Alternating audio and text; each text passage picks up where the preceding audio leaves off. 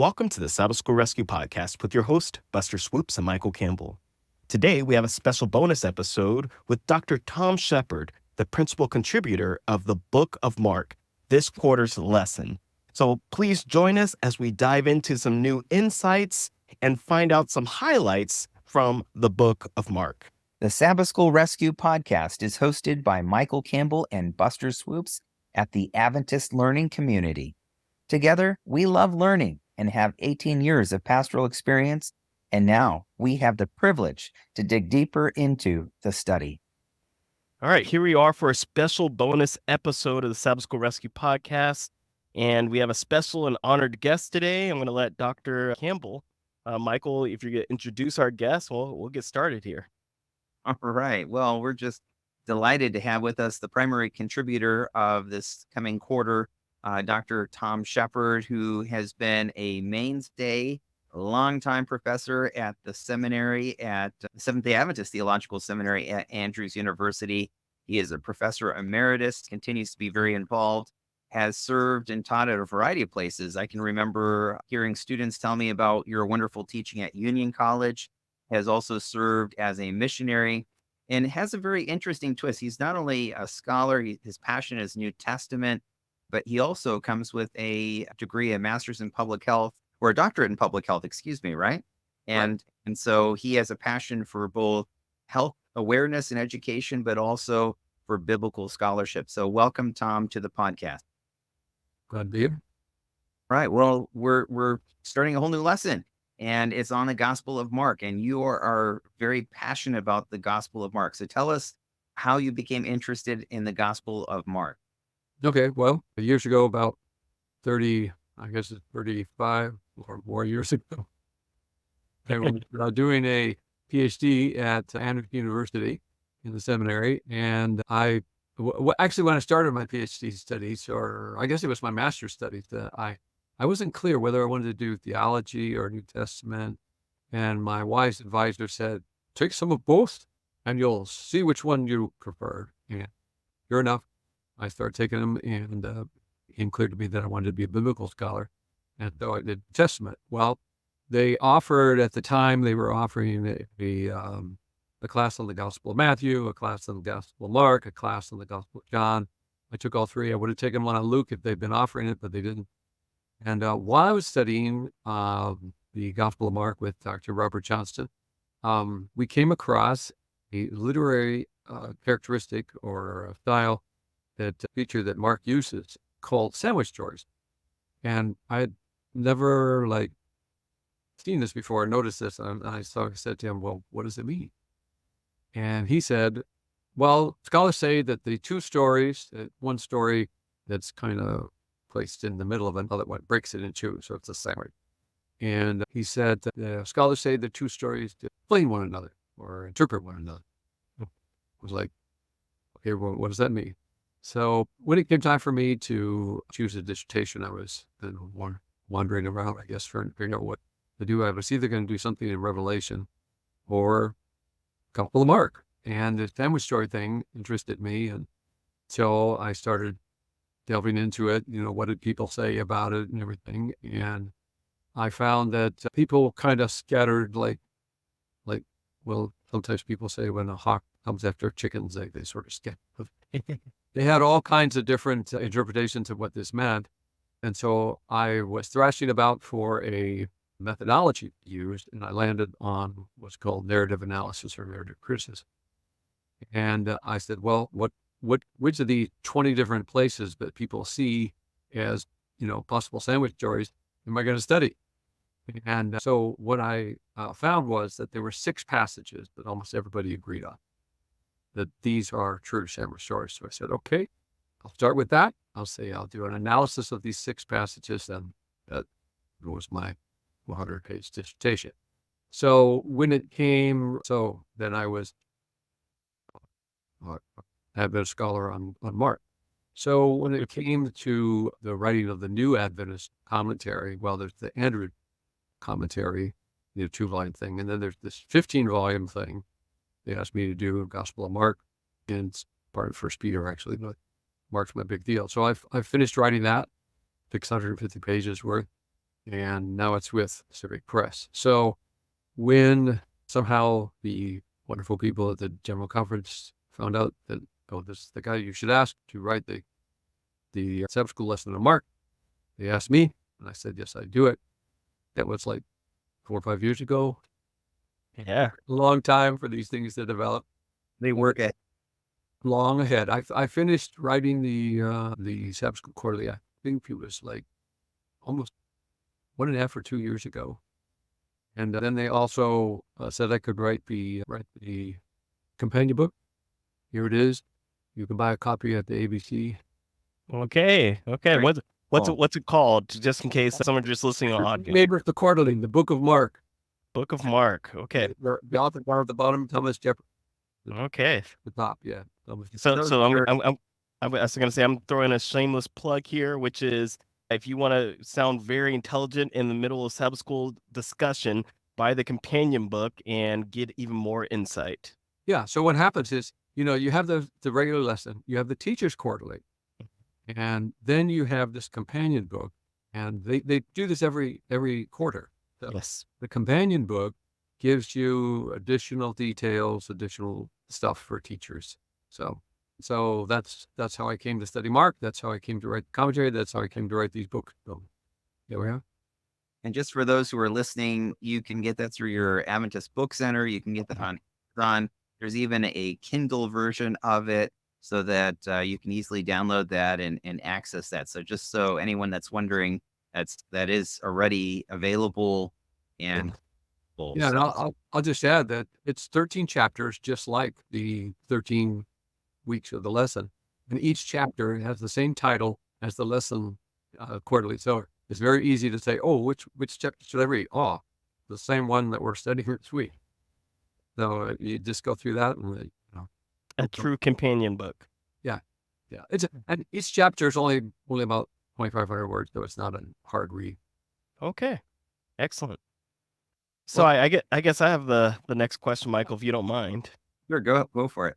which is I guess for the person who's picking up the book of Mark and they're going through it, what are some of the top things that they should know about Mark's literary structure, or maybe it's some details about Mark that will help them understand the book even more? So I'll start with the literary structure of the book, and then I'll talk about the author himself a little bit. The book itself divides nicely into 2 halves, chapters 1 to 8, and then chapters 8 to 16. And chapters 1 to 8 focus around the question of who Jesus is. Now, the reader knows who Jesus is from the very get-go. The book starts at the beginning of the gospel of Jesus Christ, the Son of God. So, you know who this is about.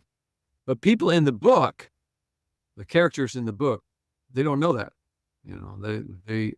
It's not until the middle of the book that a person who's not demon possessed says, "Oh, you're the Messiah," and that's Peter, chapter 8. Now, before that, there are demons that are saying, "You're the Son of the Most High God," and Jesus says, "Hey," kind of. The way he says it, the Greek verb is be muzzled, so it's kind of like shut up, so kind of shuts down the demons whenever they're trying to say who he is. So that's the first half of the book. Who is Jesus? We see his miracles, we hear some of his teaching, and we see that he's this man of power. That we know he's the Son of God, and there's battles between him and demons, battles between him and religious leaders, and he has this kind of motley crew of disciples. We're a bumbling group. It's sort of, he's kind of knocks them around to death. What's wrong with you guys? Don't you get it? Lays into them a bit, but they stick with him. He sticks with them. And in the middle of the book, they come to this conclusion. He says, "Who do men say that I am?" And then he wrote John the Baptist, the prophet, He says, "But who do you say I am?" And then Peter says, "You're the Messiah." And then Jesus says, "Don't tell anybody." Now, that really surprises people, but it's part of a theme of secrecy and revelation that goes on in the book. And we can talk more about that, but let me talk about the rest of how the book now develops. From that point on, from chapter 8 onward, the book focuses on where Jesus is going. Where he is going is this surprising place that nobody expected for the Messiah to go, and that's the cross. He said that, whoever follows me, let him take up his cross and follow me. So he's going to the cross now. He doesn't end at the cross because he rises from the dead and going before his disciples, and he has a mission for them. So the book is divided into these two halves. Who is Jesus and where is he going? Chapter 28, 16. Now, about the man himself, the none of our gospels that we have ever identifies the author. And Mark is the same. Doesn't tell us who it is. But throughout history, our copies of the manuscript of the Gospel of Mark always say, according to Mark, or Gospel according to Mark. And so it's always linked up with this person named Mark. Now, who was Mark? Likely he's the John Mark found in the book of Acts. First shows up in Acts chapter 12. When Peter is put in prison, the church is praying for his release, and Peter is let out. And actually, where everybody is praying, the church is praying for him, is at the home of a lady named Mary, probably a wealthy woman with a good-sized house. And the church is gathered there, and she has a son named John Mark, which is just kind of presented incidentally. But then later on, I think it's chapter 12, in chapter 13, he's introduced again that Paul and Barnabas take him with them as a helper on their first missionary journey. But he doesn't stick with it. He's not told why, but he returns home, goes back to Jerusalem. You can imagine he was a fellow that probably was raised in a protected environment, wealthy home, with the not hard experience of being a missionary in the ancient Greco-Roman world. So he leaves and is a failed missionary. Now, when Paul and Barnabas are going to go on their second missionary journey, Barnabas wants to take Mark, who, by the way, is his cousin. And Paul says, no way. This guy deserted us on the way. I just don't want him. They have such a fight over this that they separate. And Barnabas takes Mark, and Paul takes Silas, and off they go on their separate ways. Now, that's the last you hear of Mark in the book of Acts, but it's not the last you hear of Mark in the rest of the New Testament. He shows up, interestingly enough, in the writings of Paul. Evidently, Barnabas helped this young, failed missionary to recover, and there is a second chance, God of the second chance, and he recovers and becomes actually valuable to the Apostle Paul. Paul says, bring Mark. He's valuable to me. He's also linked to Peter. It's often said that the book of Mark reflects Peter's kind of understanding of the gospel. And Peter calls him my son over in 1 Peter 5. So he's an interesting character, He has this, and the tradition of the church is he goes from Rome, where he writes the gospel. He goes to Egypt, and he's like helping to establish the church there. And so he really turns out to be this great guy. And Wow. Well, that many people feel is the first one ever written. So that's quite interesting. He had an experience of failure. Of course, the guy who becomes the primary apostle, Peter, also experiences failure. Yes. And, falls flat on his face, says he won't deny Jesus, but he does. And at the very end of the book, Jesus sends a message, tell the disciples and Peter to meet me at Galilee. So, you can kind of see a linkage between Peter and Mark and their experience and how they would understand the gospel and how that would impact their life. Oh man, that was such a rich, deep depth of just understanding who Mark was. And I learned more than a few things in just that segment. And this is why I love running this podcast, talking to our principal contributors, but also just looking at these people for their lives, for who they really were, and understanding the beauty of the gospel. There's hope. If you make a mistake, that's another chance for you. Amen. Love it. Got a second chances. So, which, that's obviously one of the motifs that we can glean from this. Talk to us about a couple, what are some of the other motifs that we should be looking for as this quarter, as we unpack this gospel? Okay. I'll mention two. There's this issue of the sandwich stories, And then there's this issue of what I call the revelation secrecy motif. So let's talk about the similar stories first. There are 6 of them, at least 6 of them, in the Gospel of Mark. And you will know where they're found. They're found in chapter 3, chapter 5, chapter 6, chapter 11, and then there are 2 of them in chapter 14. So what happens in the sandwich stories is that the only people that cross between the 2 stories are Jesus and his disciples. The stories have, the primary example, one that kind of everybody recognizes, easily sees, is in Mark chapter 5, the story of Jairus and the woman with the hemorrhage.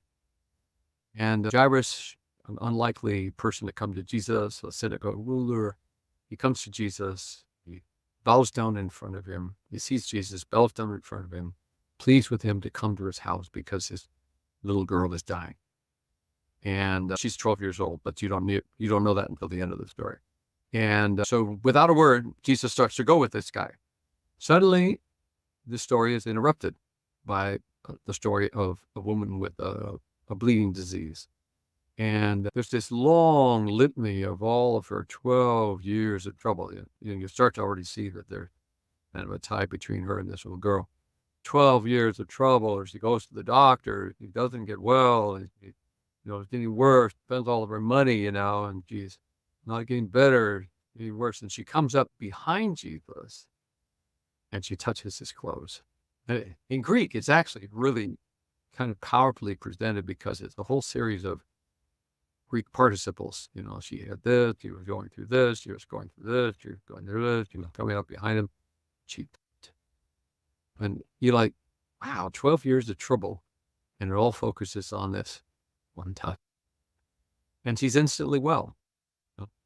And so then Jesus stops and he turns around and he says, "Who touched my clothes?" And when I tell this story, I tell it as a children's story. The people are like, what's he saying? He wants to know who touched his clothes. The disciple, it's kind of a joke, actually. They after everybody touching you. Wise up, master. Don't be like Rodney Dangerfield. Who touched me? I don't know. Don't be like that. But he keeps looking. And the woman finally sees she can't be hidden, and she comes up and confesses everything in front of her. Well, her story ends. Jesus blesses her, your faith has made you well, go in peace.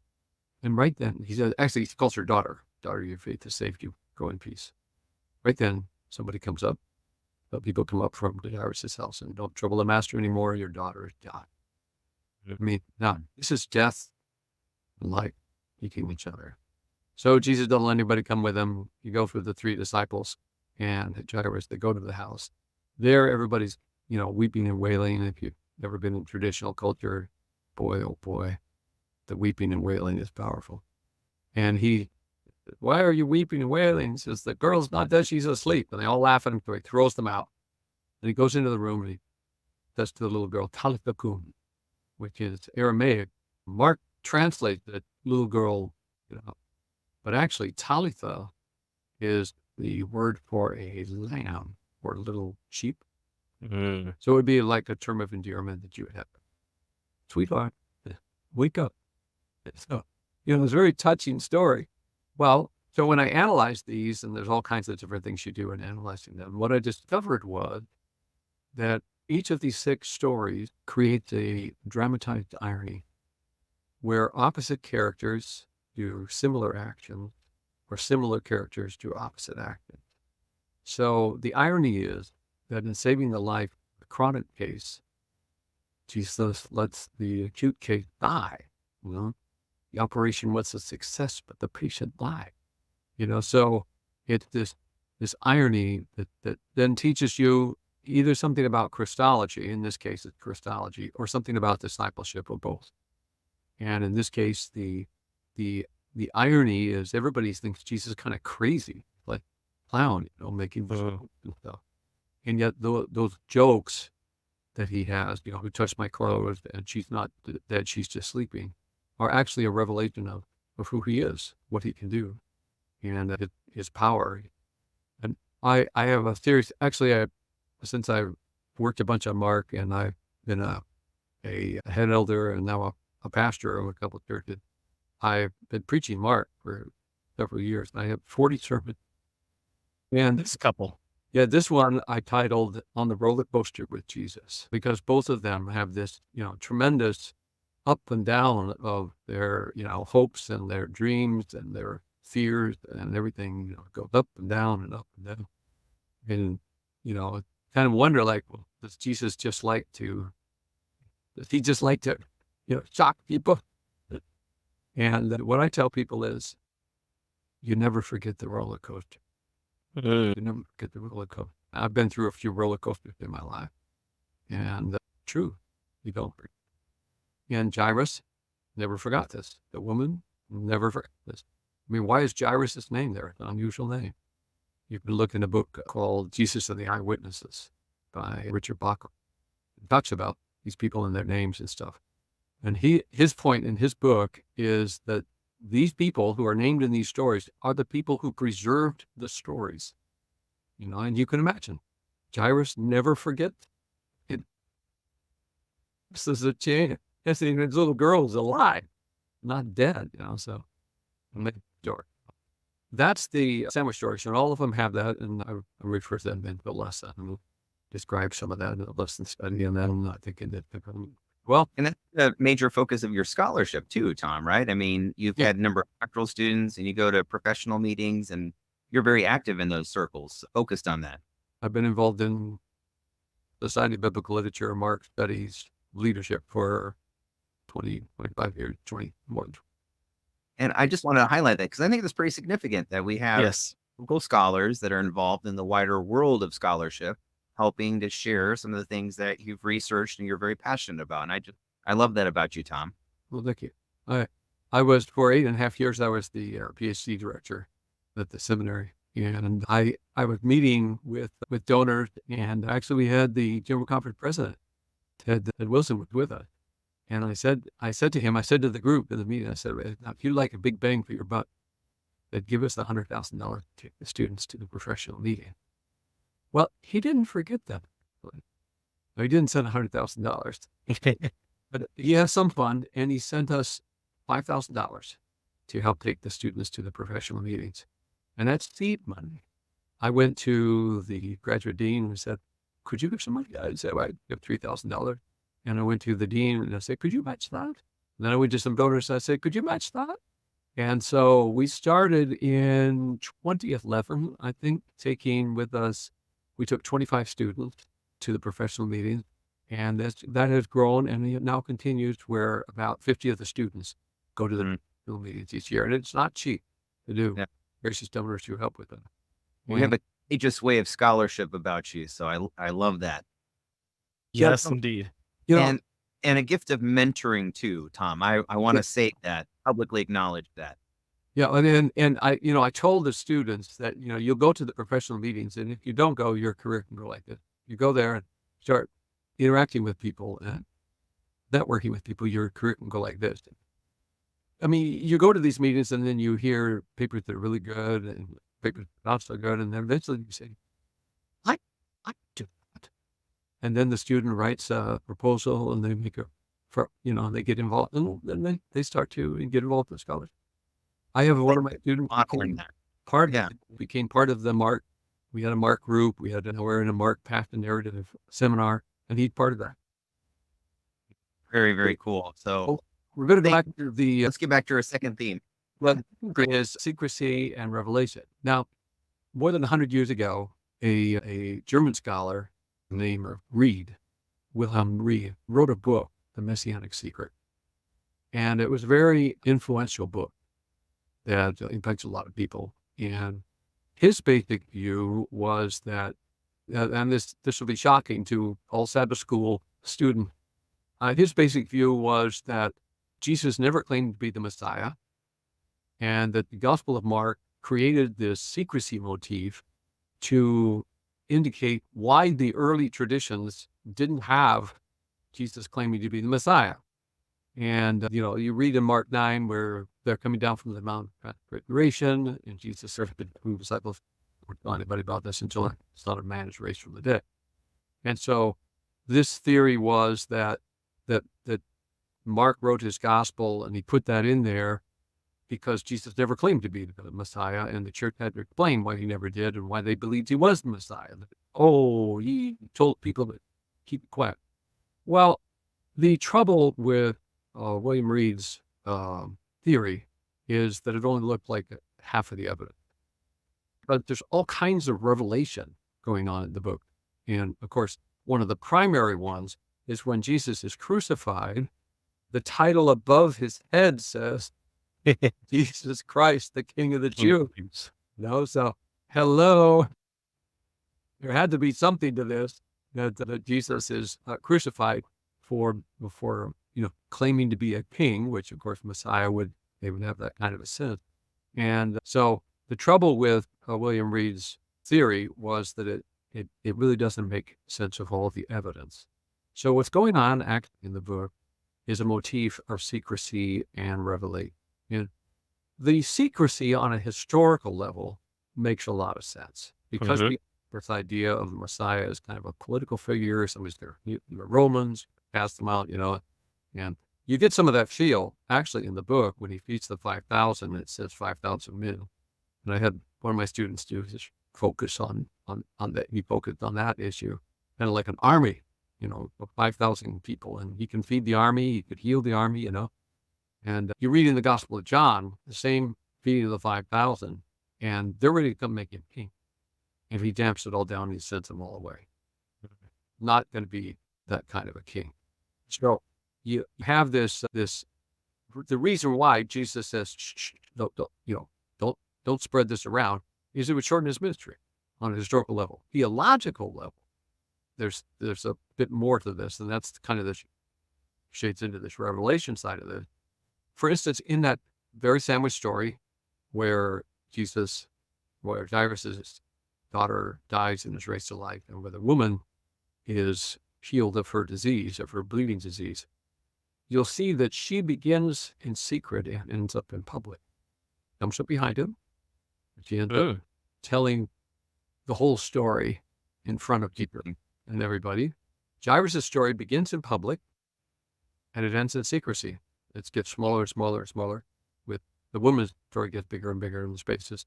And Jairus is told at the end, don't tell anybody what happened. Now, that would be kind of hard. When I tell the children's story, you did this. Now, don't tell anybody about this. Okay, we'll do our best. And then you imagine a little girl runs out to play, and then, what happened? She's going out to play. Sorry, guys, I'm not allowed to tell you. No, I told you I'd have to kill you, Yes. But, so there's that secrecy and revelation going on right in that story. Okay, so the interesting thing that happens is Jesus always is telling people, don't tell. What do? They tell. They don't do what they're told. It hasn't changed, do what they're told. So with the revelation aspect of the revelation secrecy motif, find the climax of the cross with all the titles, the title above the head, the religious leaders are, mocking him with the titles, there's all these Christological titles, which actually aren't very common in the gospel. They show up at the cross, all of this title. The secrecy aspect of the revelation secrecy motif finds its climax at the very end of the book. Okay, so at the very end of the book, there's this interesting problem of exactly how does the book end? And the oldest manuscripts that have the Gospel of Mark ending end at verse 8. Now, many, many manuscripts have verses 9 through 20. So the secrecy motif finds its climax at the very end of the book. Now, the challenge is that Mark has several different endings in different manuscripts of the New Testament. Our oldest ones, a very reliable one, ended verse 8. And we have people from the ancient world writing and saying that most of the copies of Mark they have ended verse 8. Don't have that longer ending from verses 9 to 20. Now that's an area of big dispute with people, but I really think the book does end at verse 8. I talk a bit about this in the companion book, not as much in the lesson core thing. So if you're interested, dig in there. So here's what happens. Jesus rises from the dead, and the women are surprised. Actually, they come to the tomb. The focus of the story in chapter 16, from the beginning of 16, is the women who are coming to the tomb to finish actually their embalming of Jesus. They didn't finish on Friday because the Sabbath began, and they kept the Sabbath. Good Seventh-day Adventists. They kept the Sabbath, and that's what brought them back to the tomb on Sunday. So they come to the tomb, and they're surprised when they look up, the stone is rolled away. They go into the tomb, and there's the young man on the right, and he tells them why, he knows why they've come. And he also says that Jesus is not here. He was crucified. He has risen. He's not here. See the place where they laid him. But go tell his disciples, Peter, he's going before you to Galilee. There you will see him just as he told you. That's verse 7. Verse 8. And they went out and fled from the tomb, for trembling and astonishment had seized them. And they said nothing to anyone, for they were afraid. That's the end? How can that be the end of the gospel? Right? So here's what's going on. All right. The women are just the reverse of what's going on in the rest of the book. So in the rest of the book, Jesus says, don't tell anybody. And what do? They go out and tell. Now at the end of the book, the young man, an angel, says to them, go tell. What do? They don't tell. The thing that's consistent is that people don't do what they're told. But nothing changed. No. So I sometimes describe this like a symphony. If you hear a symphony going, and some of these classical pieces, you can tell a minute or two before it gets to the end, that coming to an end. They start doing these arpeggios. And what if they just stop there? Back of the room, we go, ah. You got to end the symphony. Or probably a better way is like reading a story to little children for a bedtime. Well, I've had 2 little children. They're growing up now, but I have 6 grandchildren, and they're growing all up. But if you have any little children and you have a bedtime story, kind of a tradition that you do, you say to the child, go choose a book that you want to read tonight. And lo and behold, the child chooses the same book that they chose every night. And you're getting a little tired of this book. So you skip a page. I've had some experience with it. You skip a page. Child will. I missed a page. Child turns the page. But they want to go. And you come to the end of the story and you got a little twinkle in your eye, and you're going to change the story. So you change the ending. The child will say to you, Daddy, that's not how the story ends. Tell it the right way. It's true. That's what they'll do. Yes. Tell it the right way. That's not how the story ends. So exactly what is happening here with our gospel writer Mark. He has placed the reader above all the people in the book. The reader knows from the beginning that Jesus is the Messiah. So he's what? He or she's reading, like, how you don't get it on? They're kind of like, we know more than you do. Well, at the very end of the book, Mark throws a curve to the reader and says the women didn't go tell. That's no way to end the story. Somebody has to go tell. Who's that? It's you. Yes. Our responsibility. So that's the revelation of secrecy. This news cannot be kept. It has to go out. The gospel has to be told. And Right at the very end. Yeah, we did such a great job of writing this, and it's an open ending. And there's other open endings in the Bible. Jonah has an open ending. The story of the prodigal son's an open ending. The book of Acts has an open ending. So it's not like unknown. And this open ending actually is an appeal to the reader to go and tell, but the women didn't tell. Not such a great job of it that in the 2nd century, probably there's actually 2 different endings that are added onto this longer ending is actually kind of like a conglomeration of all different stuff from all over the New Testament, all the different church traditions, all a bunch of them show up here. And the wording is kind of, that long ending, the wording is kind of different from Mark kind of. Anyways, there's a number of things that go with it. So I love that. Makes it really. Yeah, it does. So, Dr. Shepherd, if you share with us and this is going to be hard to do, but it's something we do with our principal contributors, which is if there's a favorite passage in the book of Mark that you had, and a lot of people have a hard time with this, but what would it be? What would you like to share with the audience? I know that's like choosing between your children, right? Which one's your favorite? Yeah. But if you had to, Well, I do like the story of Jairus and the woman with the hemorrhage. That's a very telling story. But I will go to the last of the seven stories, which is the story of Peter denying Jesus and Jesus Oh, on trial. And it's a rather striking story where Peter falls flat on his face. And Peter, and Jesus, of course, when he's asked by the high priest, "Are you the Christ, the Son of the Blessed?" And Jesus says, "I am. And you will see the Son of Man seated at the right hand of power and coming with clouds of heaven." I mean, there's not a clear, definite expression of Jesus as the Messiah, then that statement. No, I am the Messiah. And of course, that's what brings his death. All right. Now, he is immediately condemned. And then you look in, this is Mark 14, verse 65. And the guards received him with blows. Some began to spit on him and to cover his face and to strike him, saying to him, "Prophesy." And the guards received him with blows, it says. Okay, so at the very moment, Peter is down in the courtyard, and there's this slave girl, that comes up, and she says, "You were also with that Nazarene Jesus." He denied it, right? And the cock crowed. And he kind of goes away from the fire, gets out in the gateway. And the servant girl, pestering girl, she doesn't let him go, that this man is one of them. And again, he denies it.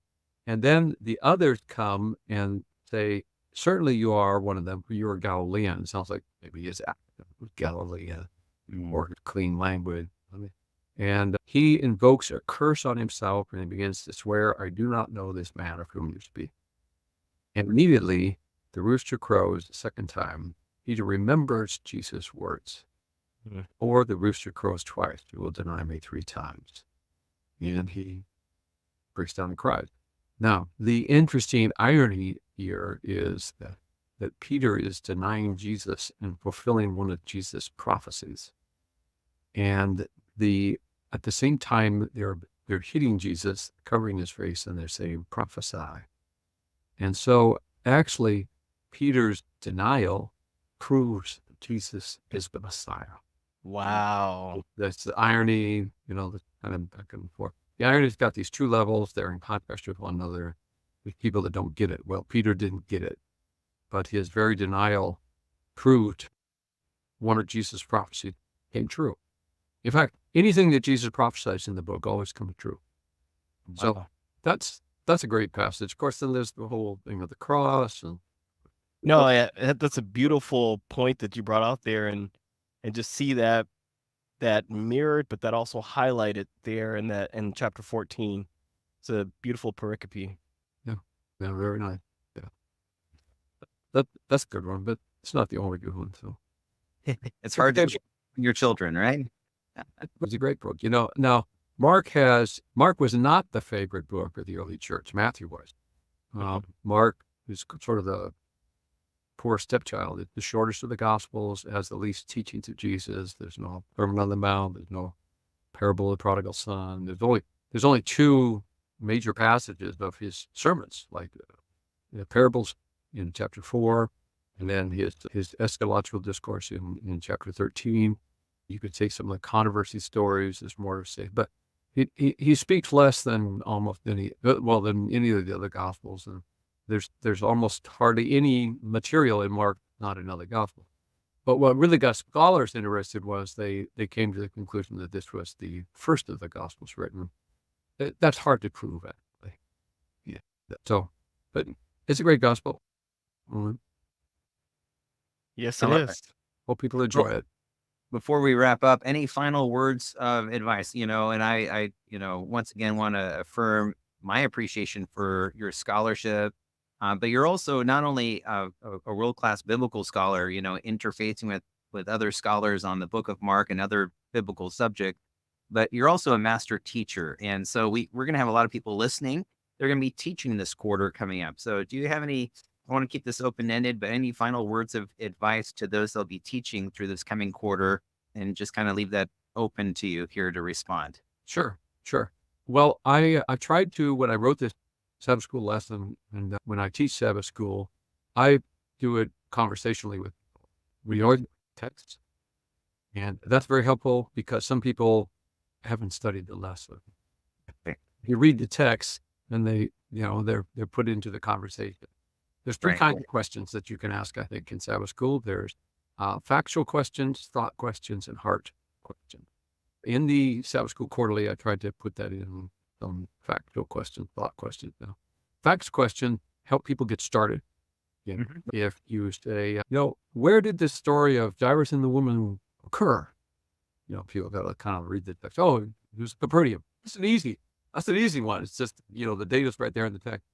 And you do that to help people get comfortable talk. And you don't reprimand them. No, it's not that. Okay, what is somebody else? What is somebody else? Thought questions now are a little more complex. Why do you suppose that Jesus cured the chronic case first instead of the acute case? That's the thought question. And then a heart question would be, how would you feel your daughter had just died?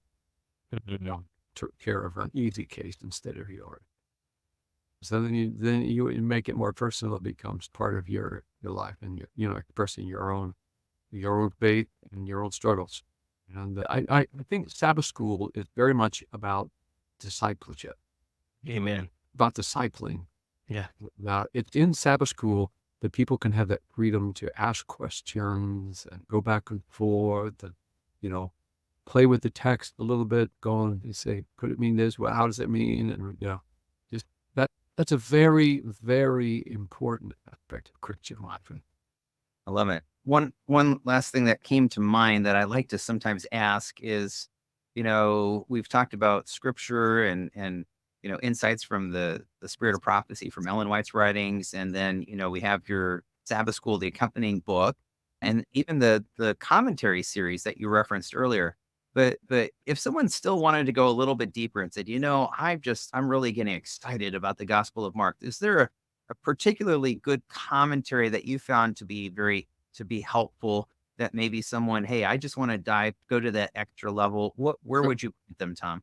I would point them to the Zondervan exegetical commentary series on Mark by Mark Strauss. One of the finest commentaries on Mark. I think it's very readable. And he doesn't, he explains things, doesn't just leave you with Greek words like, what? I don't know what's going on, and he's got good insights. And it's actually the book I've used for my seminary students for Gospel of Mark. I'm actually teaching Gospel of Mark to Master of Arts and Pastoral Ministry students here in September. We'll use that commentary. Amen. Nice. Well, thank you, Dr. Shepherd, very much for joining us. If you've been listening to the Sabbath School Rescue podcast, we've been interviewing Dr. Tom Shepherd, Emeritus Professor at the Seventh-day Adventist Theological Seminary at Andrews University, passionate biblical scholar, and the primary contributor. So join us, Buster Swoopes and I, as we journey week by week into the Sabbath School lesson. Until next week, these are your hosts, Soup and Swoopes. We're signing out. As we wrap up, we want to give a shout out to our sponsor, the Adventist Learning Community, a ministry of the North American Division of Seventh-day Adventists. You can join us each week by subscribing on Spotify, iTunes, wherever you like to listen to podcasts. Also, make sure you share it to as many people as possible. And be sure to give us feedback by rating our podcast, and go to our website, sabbathschoolrescue.org, for each weekly episode.